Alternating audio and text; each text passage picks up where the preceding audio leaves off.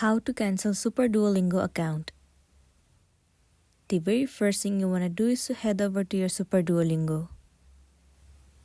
Enter your login credential and make sure you are logged into a specific account. Once you have been logged in, tap on this profile icon at the bottom. And then click on this gear icon at the top right corner. Scroll all the way down until you see the option of manage subscription. Once you find it, head over to it. And then click on cancel subscriptions. You have to state the reason why you want to cancel the Super Duolingo. From here, you can select any of the option and then click on continue. Once again, click on proceed to cancel. At the bottom, click on cancel super. It will show you all the description about your Super Duolingo. All you want to do is tap on cancel subscription. Once again, you have to select the reason and then click on continue.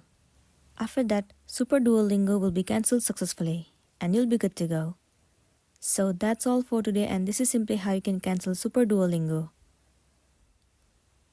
Make sure to smash the like button and consider subscribing if you found this video helpful. We'll see you in the next one.